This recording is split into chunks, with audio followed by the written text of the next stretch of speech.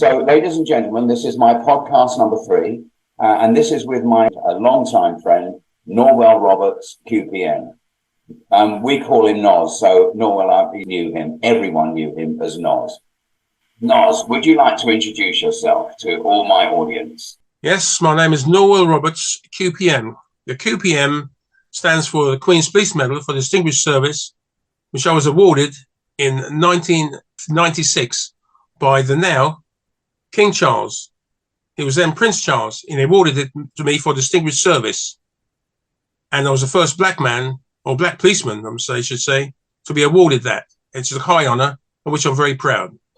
As you should be. I'm going to take everybody back, Noz, back to your beginnings in a country called Anguilla. Take us back to there and tell us how you got over to England. Well, I came over here in 1956. My mother, she came over in 1954, and she worked hard and obviously she had 3 jobs in actual fact. Sometimes starting at 4 o'clock in the morning, and she got enough money and she sent for me because I lived with my grandfather and grandmother in Anguilla. Anguilla is an island in the West Indies. It's a colony of 3 islands, St. Kitts, Nevis and Anguilla, and Anguilla is the smallest of them. And that's where I was born, in the place called the Valley. Okay. And so you came over to England. What happened when you passed your 11 plus? Well, you must remember when I came over to this country, I lived in a place called Bromley in Kent, and there were hardly any black people there. In fact, as you walk down the street, people would regularly call you, or me and my mum, a nigger.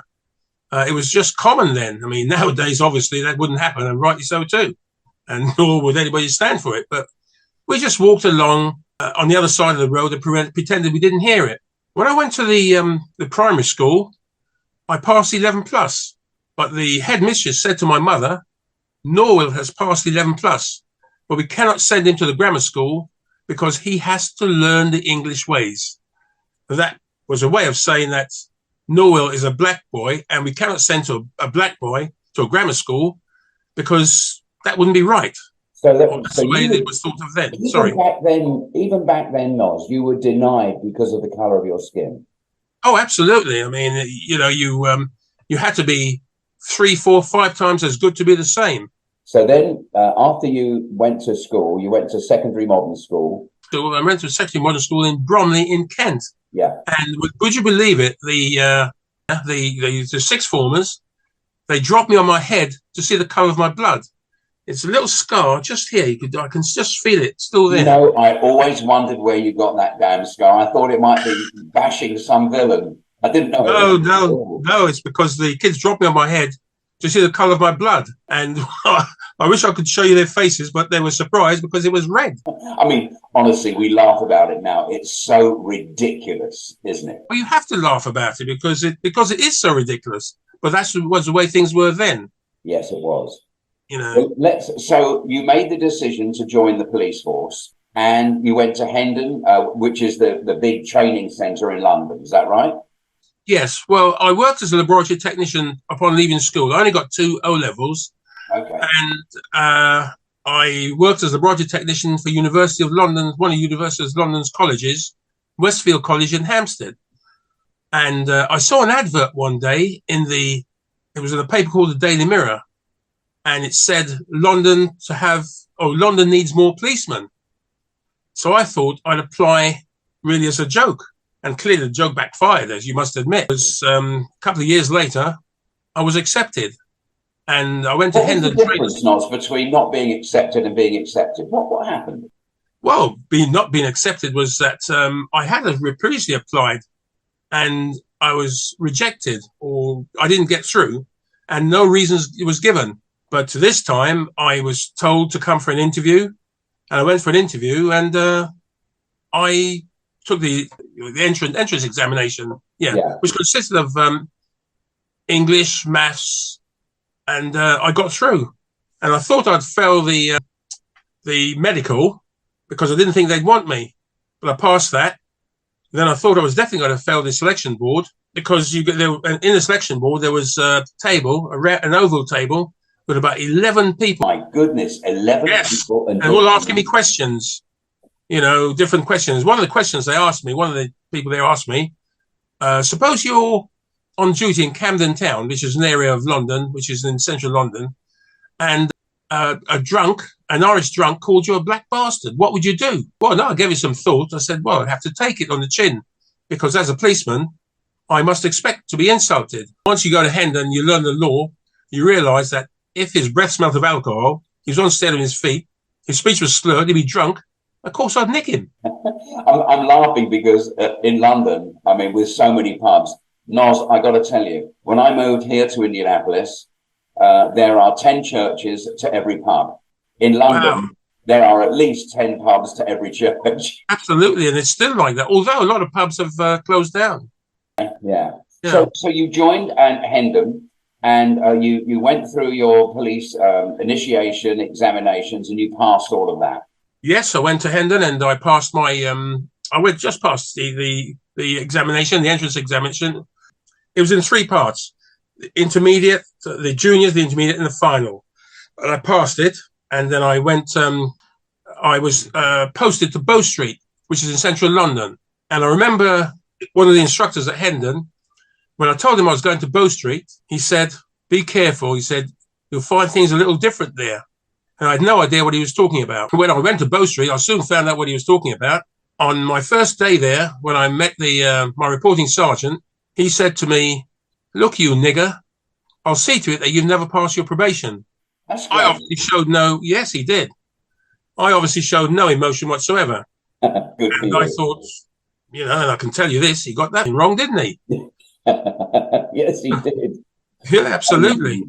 But it followed you all the way through. And I've got to tell the audience listening to this, and I'm hoping that a lot of my police officer friends over here in Indianapolis are going to watch this and see what it was like for you in London. But I can tell you that Noz never discussed any of his background except one thing. He told us that when you were on parade, they used to sometimes cut the buttons off your tunic. Yeah, and the other officers, they would regularly call me a nigger. They'd spit at me. They put matchsticks in the keels of my car. They told me where to park my car, and then it was towed away. They put half-crowns down the side of it, scratch the sides of my car, slash the tires. They towed it away to a car pound, and I had to it charged me 10 shillings to retrieve it, which was quite a lot of money then. Back then, yeah. They hid bits of my uniform behind dirty lockers, and then they ripped the buttons off my lockers. That sort of thing, that sort of nonsense. But that was all a test. It's childish now, and thank God the Lord has changed. But I want you to go through all of this because you had to put up with one hell of a lot, paving the way for all the other black and brown and ethnic police officers that are now. I see you as the pathfinder, the guy that made it possible, having gone through all of the things that you had to go through for other people to join the force and not have to deal with that. Would you agree with that, Noz? Oh, absolutely. I mean, no doubt about it that I was just a pathfinder, if you like. Others stood on my shoulders, and I'm pleased they did. And I'm pleased also my shoulders were broad enough for people to stand on, because had I not made it, others wouldn't have joined.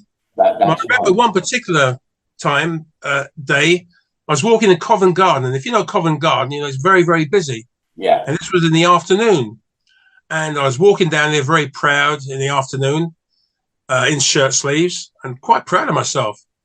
And the area car went by. That's, you'd call it a patrol car over there. Yeah. And there were 3 blokes and the driver, as they went by, the driver wound his windows down and shouted out, "Black cunt." Now, this was in the middle of the afternoon. And I remember it distinctly. There was an old boy there with a bowler hat and a briefcase, and he was walking by, and he looked round, looked at me, looked at the officers, and of course, in the British tradition, stiff upper lip, he just walked by, said nothing. It would have been nice, perhaps, if he'd said something, but he was never going to. Yeah. But anyway, this was the first time that I'd allowed the other officers to see that they could get to me. And I went into the station and I spoke to the superintendent or chief superintendent. I told him what had happened. And he just sort of said, "Well, what do you want me to do about it?" And what I did was, in actual fact, I just walked out of the room And later on, when I finished my shift, I went back to the section house and I cried because that's the only way I could get relief. I went in the bath and cried, obviously, because no one could see me there. Yeah. And that was my way of dealing with it. I remember at one time when I was at Bow Street, there was a time when there were 3 black policemen in the force in about late 1960s. And one of them got killed through driving a panda car. And he was killed by another car going towards him. And him being in the panda car, he lost, if you like. And there was one bloke came into the room with me in the front office, put the paper up, and it said, 1 down, 2 to go. Bloody hell. That wasn't very nice. How the hell did you deal with that, Nos? Oh, you have to deal with it. I dealt with it with a stiff upper lip, if you like. I mean, I was saying. So if I start smiling, you'll be able to see me then, wouldn't you? So we were saying that you had to deal with it was every day. It was relentless. You look back at it. Did you feel like you wanted to give up, Nos? I never wanted to give up because I know that if I gave up, then no one else would join. I had to endure it. I had to put up with it. Yeah. Now that's understandable. And it would have been easy. Giving up would have been the easy option. Did it ever stop, Nos? Did it ever stop as you then went and progressed through the force? It was always on the line because I suppose during the years I've become not a poster boy, not a pin-up boy, but I've become famous in my own right. Now you have, yeah. Who I am. Yeah. And I think a lot of my governors, they get a bit jealous of my success, if you like. Yes, but it's not very nice. That's not very easy. I mean, I remember once Did it make it worse for you? Well, yes, in a way, because I wanted to go on the child protection team, which means dealing with children and young children and offensive with the young children. And I put an application to join. And after about 3 weeks, I heard nothing about it. One of the chief inspector whom I put it in my application into, I said to him, "Oh, what happened to my application?" And he just picked it up off his desk and said, "I didn't put it in." I can honestly say, I think I passed with flying colours. Yeah, I would get. Looking at your career since then, and for the fact that you were awarded the Queen's Police Medal, someone noticed you. Now, who was the influential person that when you joined at Hendon, when you did your training, who was that was with you that went on to become police commissioner? Oh, yes, I joined with someone called Condon, and we joined in 1997. And there's a picture of him, me up on the steps with him. And he did well. Obviously, he went on to become a commissioner. Yeah. Police commissioner. And he actually came to my leaving do. I had the leaving do at a place in Finchley. Okay. And he was one of the guests who came. You had 600 people there. Oh, yes. I hope you came. I wish I could have, Nos. I was over here in the States. What a shame. Well, you've certainly had with that pride of place. I can tell you that now. Oh, thank you. And you've done very well. Thank you. So moving on, what about some of the famous cases? I want to tell people about an incident that happened with you when I have been moved by my company to Brussels. And I get a phone call from Noz's police station, which was in Wembley, which is where we used to live before we moved to Brussels. I get a phone call saying that, would I come back to London to be interviewed? And so I went back to London. It was a Friday night, and I was being interviewed by your colleagues at Wembley, Nick. I knew these three. We had 3 people, old people living in my house that were master criminals, weren't they? They turned out to be absolute villains. They had a credit card scam going on. What happened was that I said, "Doesn't Nos go to this station? Isn't he part of you?" And they said, "Oh, so you know Nos?" I said, "Well, yeah. So we're going to call him." And they're holding the phone like this going, "We're going to call him, okay?" I said, "Yeah, okay." So they called you, and you were in a Freemasons meeting. And when they called you, you started shouting at them. They're holding the phone like this. They're going, "Yes, he is. Yes, he's here." And you're going like this, and you're giving them what for? And you left your Freemasons meeting and came to Wembley, and suddenly everything changed. They're treating me like a human being, but obviously, I'm nothing to do with it. But the funny part of the story, what I wrote in my book about Nos, was that he said, "Well, what's your address? I'll meet you there." So the Saturday afternoon, Noz met me, and I can hear him coming all the way down the road because he's got this boom box in the back of his car, and it's going boom, boom, boom, boom, boom. And I can hear you from half a mile away. So Noz rolls up and he says, "Which is your house, mate?" And I said, "That one over there." And he said, "All right, so here's what I want you to do. You ring the doorbell, knock on the door, and when they answer, just stand to one side, leave the rest to me." And Noz, you were priceless. We knocked on the door. Now remember, Noz is well over 6 feet. He's built like a linebacker in American football. And knock on the door, and this little squeaky voice said, "Who is it?" And I said, "It's Tony Moore. I'm the owner of the house." "Well, you did make an appointment." And with that, they've got a chain on the door. Noz kicks the door flies open, and two of them fly back like this. And there's Noz, the big hulk of Noz standing in the doorway. And says, and you showed them, I think you showed them your warrant card. Well, I would do then, yeah, absolutely. Yeah. And you said, "So Mr. Moore is a friend of mine, and I'm telling you now, there are two ways you can leave." Do you remember this? I do. One was at the front door, one's out the window. I believe right. they chose the former. That's right. So they said, "What are those then?" And you said, "Well, the first way is you've got 20 minutes to get your shit out of this house." "Okay, what's the other way?" "Through the upstairs window, you pick." And they got their stuff out of it. Now, I have to say that if you hadn't have done that, I would have had to go through 2 years of hassle where they could destroy my house before I could force them to leave. So thank you for that, Noel.